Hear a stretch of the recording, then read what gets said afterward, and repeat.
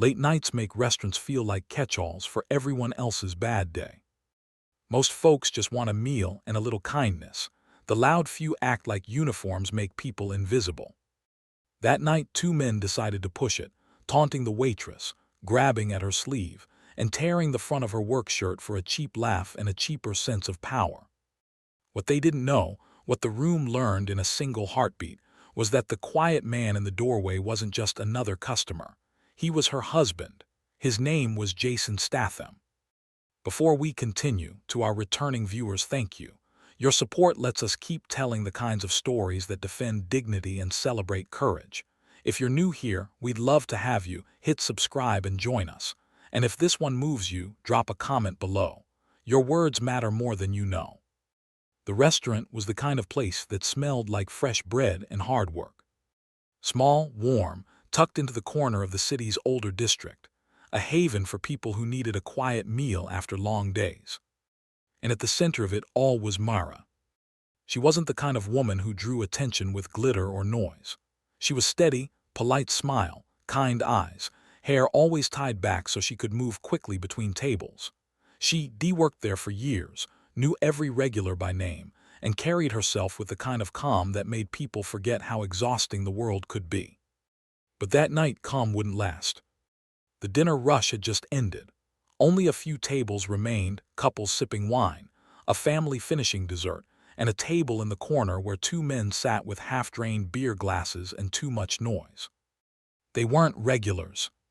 From the moment they walked in, the staff exchanged quiet glances. Loud, arrogant, laughing at things that weren't funny, the kind of laughter that fills space not with joy, but with dominance. Mara had seen it before. She learned to keep her voice even, to step lightly, to make herself smaller when dealing with men who thought service meant submission. She approached the table. "Would you like anything else before we close up?" The heavier of the two men grinned. "Yeah, how about a smile?" The other chuckled. "Yeah, sweetheart, you've been frowning all night. You got something against customers?" Mara's polite smile didn't falter. "Not at all, sir, just a long shift." The first man leaned back. "Then maybe we should help you relax." He reached for her wrist. She stepped back instantly. "Please don't."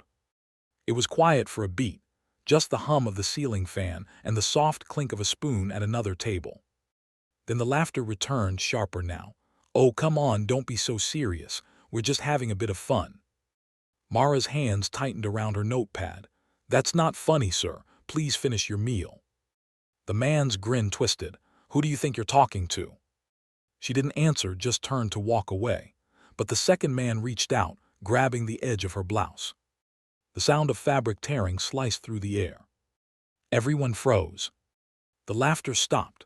The music from the bar cut out mid-note. Even the other customers, silent witnesses a moment ago, looked up, wide-eyed, as Mara staggered back, clutching her shirt. Her face flushed, not with embarrassment but with something colder, something sharper. Shame doesn't come from what others do to you. It comes from the silence that follows. And in that silence, she stood trembling, trying to hold together the torn fabric and her composure.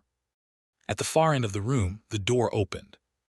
No one noticed him at first, the man stepping in quietly, dark jacket, steady eyes. He paused just long enough to take in the scene.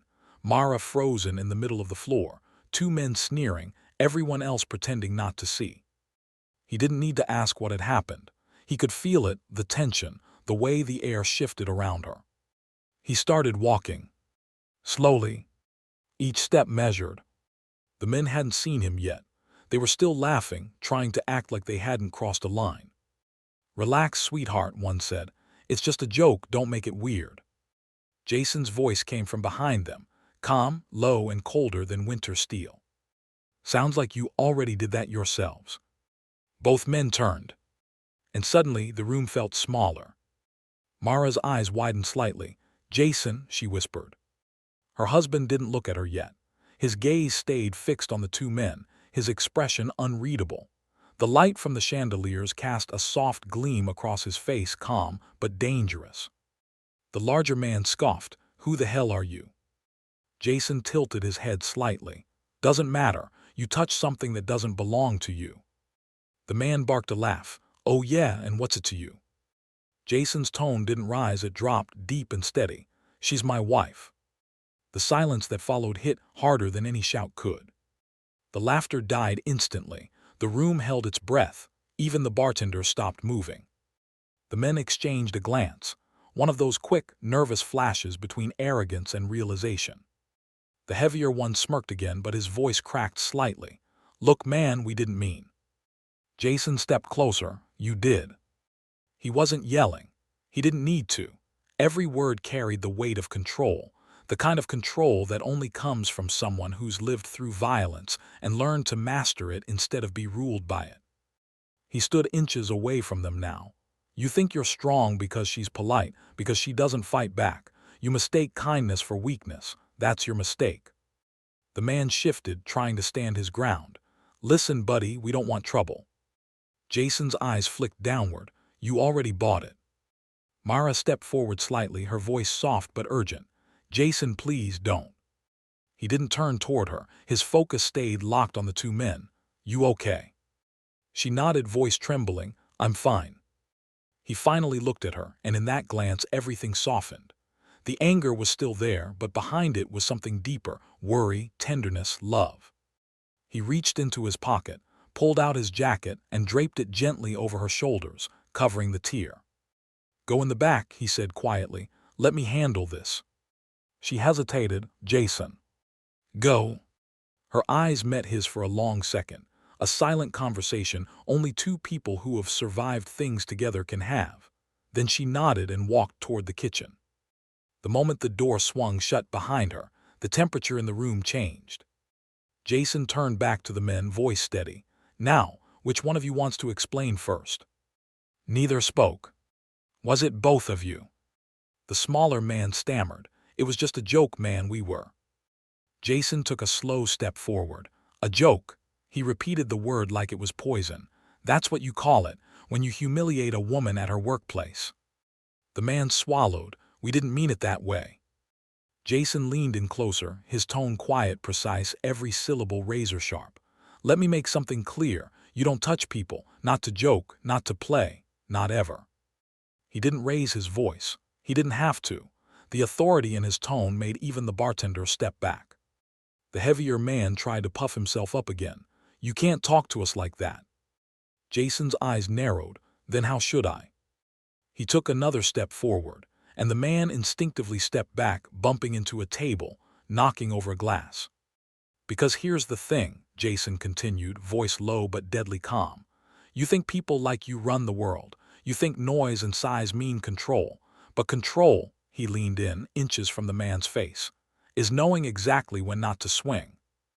The man froze, sweat beading on his forehead. Jason straightened, exhaling slowly. "You're going to apologize to her. You're going to pay your bill, and you're going to leave this place quietly. Do that and we walk away civil." The smaller man nodded frantically. "Why, yeah, we'll do that." The heavier one muttered, "Fine." Jason stepped aside, motioning toward the counter. "Then do it." They shuffled forward, mumbling apologies toward the kitchen door where Mara had disappeared. The words were hollow, but Jason didn't care.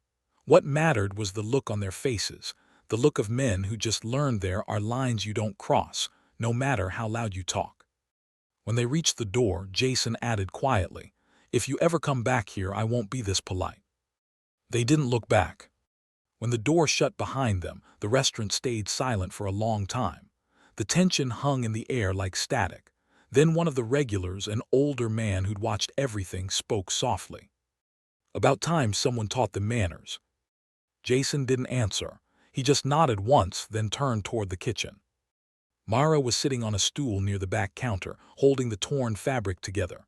When she saw him, her eyes softened, not out of fear, but relief. "I told you not to get involved," she whispered. He leaned against the doorframe. "You married the wrong man if you thought I'd just watch."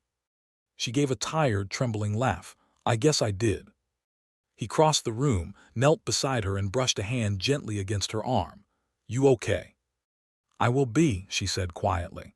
"It's just, you deal with people like that your whole life, you start thinking you're supposed to take it." Jason shook his head. "No one's supposed to take it, ever." She met his eyes, searching them. "You didn't hurt them, did you?" He smiled faintly. No, but they'll remember tonight. She managed a small smile back. That's enough. Outside, the city hummed on cars passing, neon lights flickering. But inside that small restaurant, the world felt still. Jason stood behind the counter, helping her close up, stacking chairs, wiping down tables. Every movement quiet, steady. When he passed by the spot where her shirt had been torn, he stopped for a second. His hand rested on the table, jaw tight. Mara noticed. Hey. He looked up. She stepped closer, touching his hand. You can't fight every battle for me. He nodded. Maybe not, but I'll be there for everyone you have to fight. The next morning, the restaurant was quieter than usual. No clinking silverware, no overlapping chatter. Just sunlight filtering through the blinds, stretching across the floor where the night before had ended in chaos. Mara sat at the corner table, staring at the coffee she hadn't touched. The fabric of her blouse had been stitched, but some things didn't repair as easily. Across from her, the manager was apologizing for the 10th time. I should have stepped in. I should have called someone sooner. She shook her head softly. It's not your fault, Dan. He sighed, rubbing his temples. Still, nobody deserves what happened, and you just stood there and tried to stay calm. I didn't know what else to do, she admitted. When you've dealt with that kind of thing before, you learn silence feels safer than screaming. Dan opened his mouth to respond, but the door chimed. Jason walked in, his presence quiet but unmistakable. Even in the calm morning light, he looked like someone who carried gravity wherever he went. Not because he tried to, but because life had given him that weight, and he'd learned to carry it without making others feel smaller. Morning, he said. Mara looked up, offering a faint smile. You didn't have to come. I know, he replied, walking toward her, but I wanted to. They sat together in silence for a moment, the air thick with unspoken things. Jason finally broke it. I got a call from the precinct. The two men were picked up early this morning. Turns out they've done this before. Mara's brow furrowed. Before. He nodded. Different bar, same pattern. They think it's a game. She looked down, her fingers tightening around the coffee cup. People like that always think they can get away with it. Jason's voice softened. Not this time. She let out a small breath, half relief, half exhaustion. Later that afternoon, Mara stepped outside for air. The world was still moving, buses rolled by, someone laughed across the street, the hum of life unfazed. But inside, she still felt frozen between what had happened and what came after. A few steps away, a young waitress, maybe 20, new at the restaurant, hesitated before speaking. Mara, I just wanted to say I saw what happened last night. I couldn't move. I felt so useless. Mara turned to her. You weren't useless, you stayed safe. The girl shook her head. No, you stayed calm, you didn't scream. I don't know how you did that. Mara smiled faintly, eyes soft, because I knew he was there. The girl blinked. Your husband. Mara nodded. Jason always said, you don't have to be loud to be strong. I didn't believe him until last night. That evening, Jason and Mara walked home together. The air had cooled, and the streets glowed gold under the city lights. You know, Mara said quietly, when it happened, I wasn't scared of them. Not really. I was scared of what people would think if I made a scene. Jason glanced sideways at her. That's what they count on. She frowned. What do you mean? He stopped walking, turning to face her. Bullies, whether they're in schoolyards or bars, they rely on silence, on shame, on the idea that no one will believe you or no one will care. He looked away for a moment, jaw tightening. I've seen it all my life, people mistaking quiet for weakness, but last night proved something else. What's that? She asked. Jason looked at her, his voice steady. That dignity doesn't scream, it stands its ground. When they got home, the living room was dim, soft lamplight spilling over framed photos, moments of peace between chaos. Jason poured 2 glasses of water and handed one to her. You handled it better than I did, he said. Mara smiled faintly. You didn't hit anyone, that's progress. He chuckled, barely. Her smile faded, replaced by a trace of guilt. I just wish I hadn't frozen, maybe if I'd said something. Jason set his glass down and leaned forward.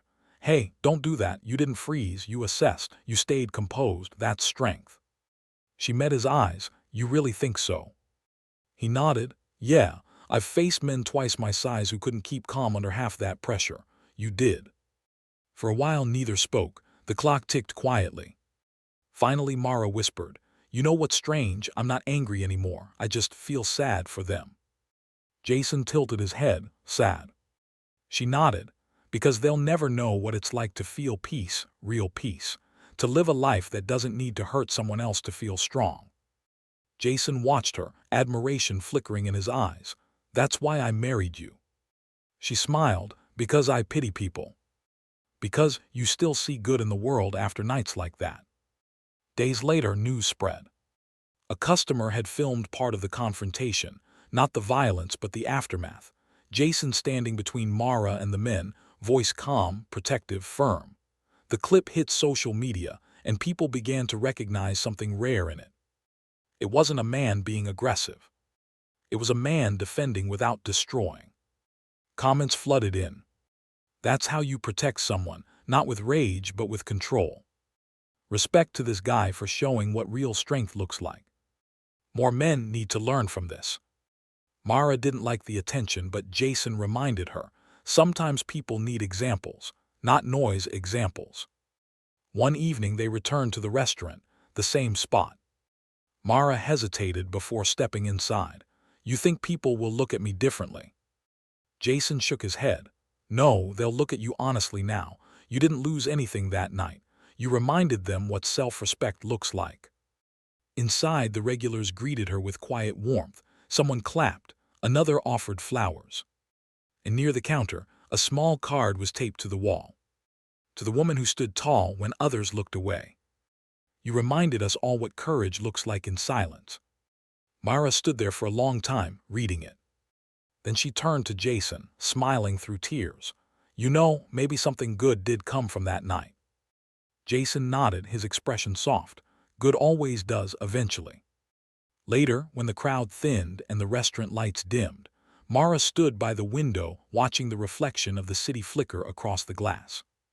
Jason came up behind her, wrapping his arms around her shoulders. You thinking about them? She nodded a little. He rested his chin gently on her head. You can't fix everyone, love. I know, she whispered, but maybe we can teach people to stop pretending cruelty's normal. Jason smiled. Maybe that's enough. The next morning, a letter arrived. No name, no return address, just a single line inside, written in shaky handwriting. I was one of the men from that night.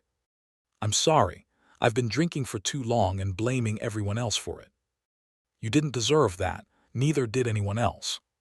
I'm checking into a program tomorrow. I hope you can forgive me. Mara stared at the letter for a long time. Her hands trembled slightly. When Jason came into the kitchen, she handed it to him silently. He read it once, then again. He wrote this. She nodded. Looks like it.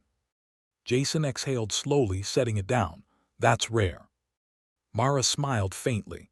Maybe that's what I wanted all along, not revenge, just change. He met her eyes, and you got it. She reached for his hand across the table. No, we did. That evening, as the sun dipped below the skyline, Jason and Mara walked along the river, the city lights reflecting in the water, soft and golden. You know, she said quietly, I used to think being strong meant never breaking. Jason looked at her, and now I think it means knowing how to heal. He smiled. That's the truth. They stood there a while, the world moving around them, people laughing, cars passing, life continuing as if nothing had changed. But for them, everything had. Because strength didn't look like fury. It looked like stillness after the storm. It looked like a woman who refused to lose her grace, and a man who knew power didn't mean control, it meant protection. Sometimes life tests us in public. Not to prove who we are, but to remind others what we stand for. Mara didn't raise her voice. She didn't fight back. But she didn't back down either. And when the world crossed a line, she didn't respond with hate, she responded with strength. The kind that doesn't need to be loud to be heard. Because in the end, real power isn't about who can shout the loudest. It's about who can stay kind, even when the world is.